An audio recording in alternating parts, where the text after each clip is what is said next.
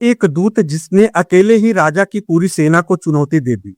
राजकुमारी उसकी जान बचाने आई, लेकिन राजा ने बदले में ऐसा जादू किया कि वीर खुनखुन कोरी बकरा बन गया। क्या यह अंत था या आने वाले महायुद्ध की शुरुआत, जो हम आगे जानेंगे। तो साथियों नमस्कार, स्वागत है एक बार फिर आप सबका आल्हा उदल के वीर गाथा के इस सीरीज में, जिसमें आप सुन रहे हैं चेतकगढ़ की लड़ाई उर्फ खुनखुन कोरी के विवाह की कहानी। जिसमें अब तक आपने जाना कि खुनखुन कोरी जब चेतकगढ़ के राजा हरिपाल से कहा कि या तो 12 वर्षों का कर जोड़कर दे दें या फिर युद्ध के लिए तैयार रहे, क्योंकि कन्नौज के राजकुमार लाखन राणा महोबा के आल्हा उदल के साथ घाघरा नदी के तट पर डेरा डाले हुए हैं। युद्ध की ललकार सुनकर राजा क्रोध में तमतमा गए। साथियों यहाँ तक की कहानी आपने पिछले भाग में जाना। अब कहानी में आगे बढ़े उससे पहले आपसे वही रिक्वेस्ट कि अगर आप इस चैनल पर पहली बार आए हैं तो चैनल को सब्सक्राइब करें, वीडियो को लाइक करें और ज्यादा से ज्यादा शेयर करें। अब आते हैं कहानी पर। साथियों राज दरबार में उस समय वज्र सा वातावरण था। एक ओर खुनखुन कोरी अडिग खड़ा था कन्नौज की ओर से कर की मांग करते हुए, तो दूसरी ओर चेतकगढ़ के राजा हरिपाल, जिनकी भ्रिकुटी क्रोध से तनी हुई थी। विवाद बढ़ता ही जा रहा था। शब्द तलवारों से कम तीखे नहीं थे। दरबारियों में भी कानाफूसी होने लगी। उसी समय दरबार के ऊपर बनी जनाना खिड़की की ओर हलचल हुई। शोर सुनकर राजकुमारी रचना वहां आ पहुंची थी। उसने जालीदार खिड़की से नीचे झांका तो उसकी दृष्टि सीधे खुनखुन कोरी पर जाकर ठहर गई और फिर क्षण भर के लिए समय जैसे थम सा गया। अरे ये तो वही तेजस्वी युवक है जिससे सुबह मंदिर में भेंट हुई थी। वही निर्भीक आंखें, वही शांत पर दृढ़ मुख मुद्रा। एक बार फिर खुनखुन को सामने देखकर राजकुमारी रचना का मन अनायास ही प्रसन्न हो उठा। चेहरे पर हल्की मुस्कान खिल गई, परंतु तभी दरबार की गंभीरता ने उसे तुरंत संयत भी कर दिया, क्योंकि नीचे शब्दों का युद्ध चल रहा था और ऊपर भावनाओं का एक नया अध्याय खुल रहा था। राजकुमारी अब केवल दर्शक नहीं थी, वो ध्यानपूर्वक दरबार की हर बात सुनने लगी, क्योंकि अब यह केवल कर का विवाद नहीं, बल्कि यह उस युवक से जुड़ा था जिसने अनजाने ही सही पर राजकुमारी के मन में हलचल पैदा कर दी थी। इधर राज दरबार का वातावरण अब अग्नि की भांति धधक रहा था। राजा हरिपाल अपने सिंहासन से उठ खड़े हुए। उनकी आंखों में क्रोध की ज्वाला और स्वर गर्जन जैसा था।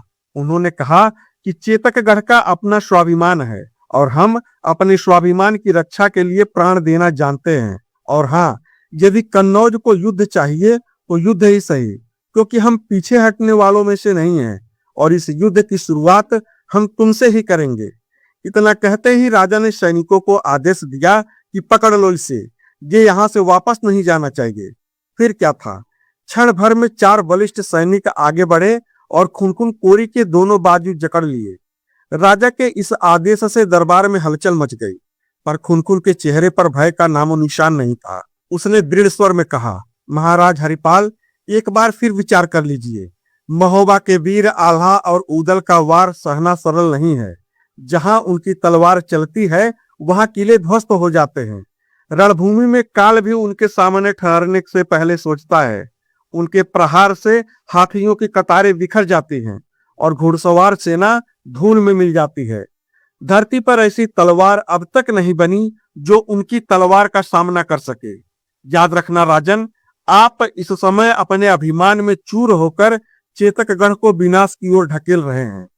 खुनखुन के इस बात का असर ऐसा हुआ कि दरबार में कुछ क्षण के लिए सन्नाटा छा गया, पर राजा हरिपाल का अभिमान अभी भी अडिग था। वे आगे बढ़े। उनकी दृष्टि कठोर थी। क्रोध से तिलमिलाए राजा ने कहा कि मुझे भली भांति ज्ञात है कि मैं क्या कर रहा हूं, परंतु अब तेरा क्या होगा इसका ज्ञान तुझे नहीं है।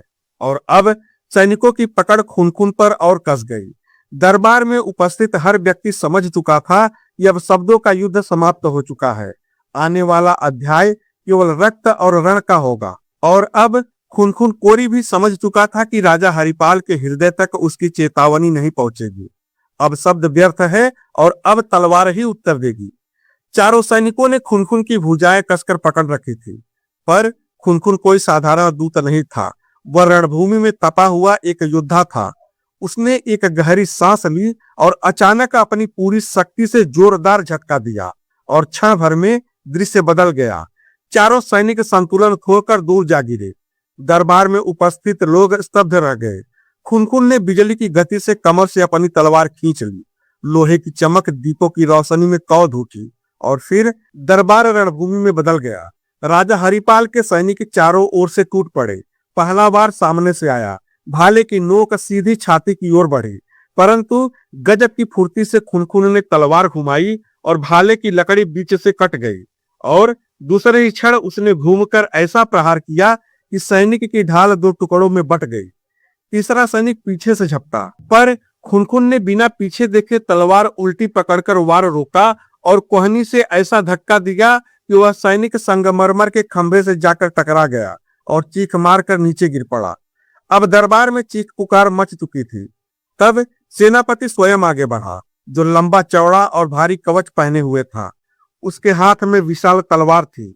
वह गर्जा, रुको, अब तुम्हारा सामना मुझसे है। और फिर दोनों की तलवारें आपस में टकराई, जिससे टन टन की आवाज के साथ धातु की टक्कर से चिंगारियां उड़ने लगी।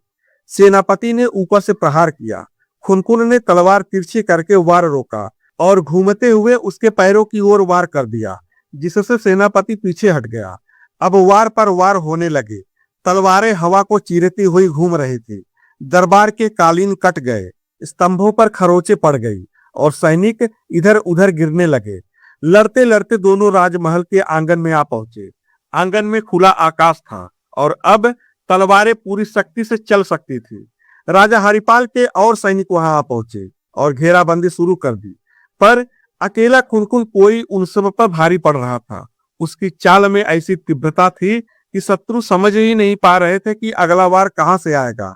कभी वह बाएं से वार करता तो कभी दाएं से ढाल हटाकर सीधा प्रहार करता। तभी एक सैनिक ने पीछे से जाल फेंकने की कोशिश की, पर खुनखुन ने तलवार घुमाकर उसे बीच में ही काट डाला। दूसरा सैनिक घोड़े पर चढ़कर आंगन में घुसा, परंतु फुर्ती से खुनखुन ने आगे बढ़कर घोड़े की लगाम पकड़ी, उसे एक जोर का झटका दिया और सवार को नीचे गिराकर तलवार की नोक उसके गले पर रख दी। कुछ ही क्षणों में आंगन घायल सैनिकों से भर गया। सेनापति भी पीछे हटने को विवश हो गया। यह सारे दृश्य ऊपर जनाना खिड़की से राजकुमारी रचना देख रही थी। उसकी आंखों में भय भी था और विस्मय भी कि एक अकेला योद्धा पूरे दरबार पर भारी पड़ रहा था। इधर सैनिकों को गिरते देख राजा हरिपाल का क्रोध और बढ़ गया, क्योंकि अब यह केवल कर का विवाद नहीं रहा, बल्कि यह अब उनके राज्य के अभिमान की चुनौती बन चुका था। आंगन में खुनखुन तलवार थामे खड़ा था। श्वास तीव्र थी, पर दृष्टि अडिग थी। अब तक चेतकगढ़ का महल समझ चुका था कि यह केवल एक दूत नहीं, एक प्रचंड तूफान है। राजा हरिपाल ने जब देखा कि एक अकेला खुनखुन कोरी उसके सैनिकों और सेनापति पर भारी पड़ रहा है और धीरे धीरे युद्ध करते करते वह राजमहल के मुख्य द्वार की ओर बढ़ता जा रहा है, तो उनके चेहरे पर क्रोध के साथ चिंता की रेखाएं भी उभर आई। अब तक राजा को समझ में आ गया था कि सीधी टक्कर में उसे रोकना कठिन है। तब राजा ने छल का सहारा लिया।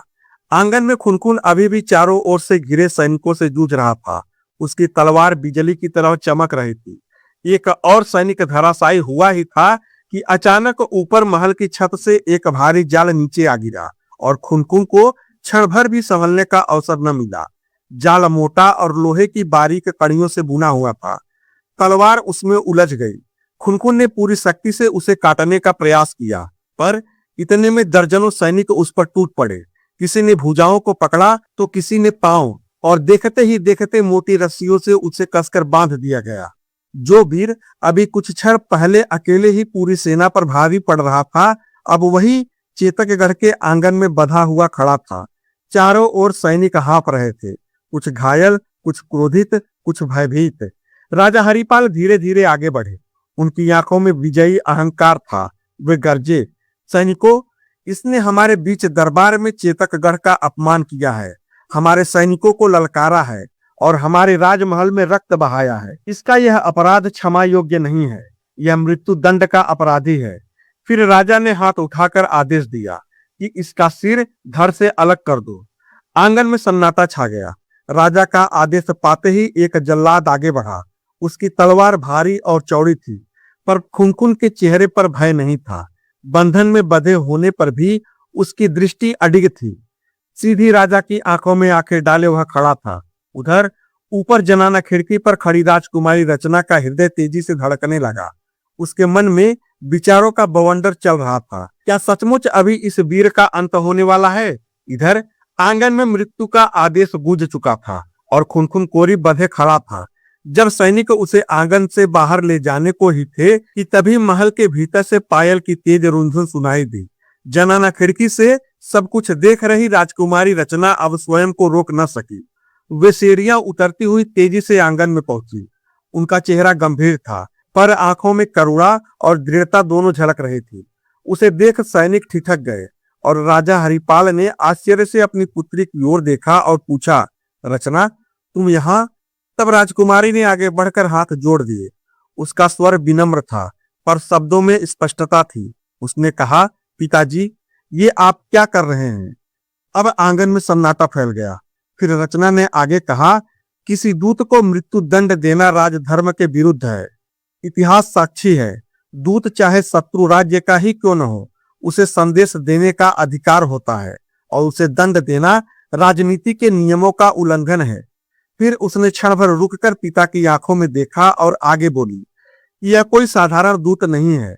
यह कन्नौज के राजकुमार लाखन राणा का दूत है। उनके साथ महोबा के सूरवीर आल्हा और उदल जैसे अपराजेय योद्धा हैं। आप स्वयं जानते हैं, उनके नाम से बड़े बड़े किले कांप उठते हैं। और आज यदि यह दूत यहाँ मारा गया तो यह केवल एक व्यक्ति की मृत्यु नहीं होगी, यह चेतकगढ़ के लिए खुला हुआ युद्ध का निमंत्रण होगा। राजकुमारी रचना की बातों से सभा में उपस्थित मंत्री और सैनिक एक दूसरे की ओर देखने लगे। रचना का स्वर अब और भी गंभीर हो गया। उसने आगे कहा कि पिताजी, स्वाभिमान की रक्षा साहस से होती है, परंतु विवेक के बिना साहस विनाश बन जाता है। यदि यह जीवित रहा तो शायद संवाद का मार्ग खुला रहेगा, पर यदि इसे मार दिया गया तो चेतकगढ़ के द्वार पर ऐसी अग्नि भड़केगी कि जिसे बुझाना कठिन होगा।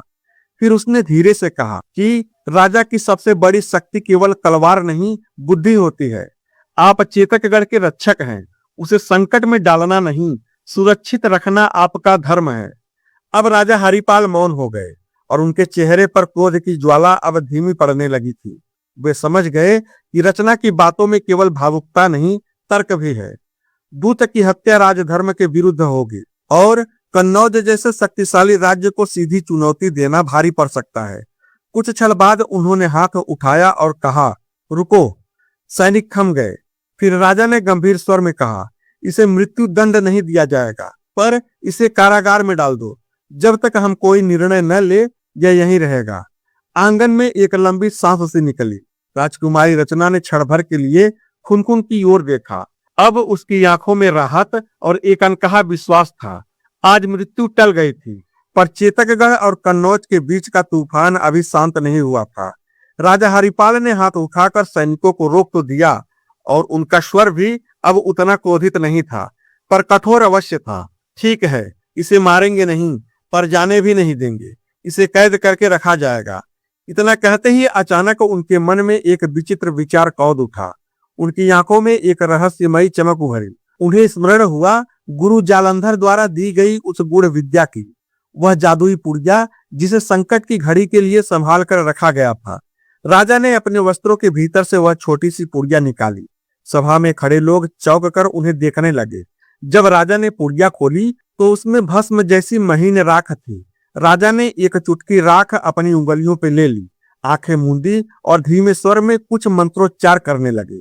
आंगन में सन्नाटा छा गया था, केवल मंत्रों की धीमी गूंज सुनाई दे रही थी। फिर राजा ने वह राख खुनखुन कोरी पर फेंक दिया। वहां कुछ क्षण के लिए धुएं जैसा बादल उठा और सैनिकों की आंखें चौधिया गई। और जब धुआं छटा तो वहां बंधा हुआ वीर खुनखुन कोरी नहीं था। उसकी जगह एक सुदृढ़ सफेद और भूरे रंग का बकरा खड़ा था, रस्सियों में जकड़ा हुआ। पर अब वह मानो अपनी असली पहचान से दूर था।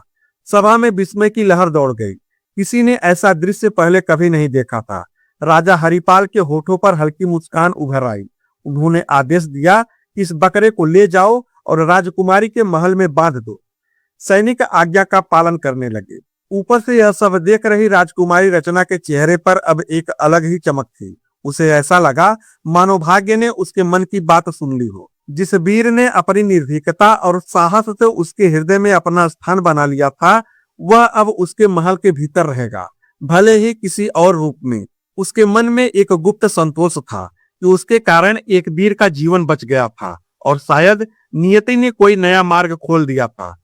परंतु साथियों, क्या खुनखुन सचमुच हमेशा इस रूप में बंधा रहेगा? क्या आल्हा और ऊदल को इस मायावी घटना का पता चलेगा? ऐसे ही तमाम सवालों के जवाब जानने के लिए हमारे चैनल हिंदीवादी ज्ञान को सब्सक्राइब करें, वीडियो को लाइक करें और ज्यादा से ज्यादा शेयर करें। पीछे की कहानी जानने के लिए प्लेलिस्ट अवश्य देखें। धन्यवाद। जय हिंद।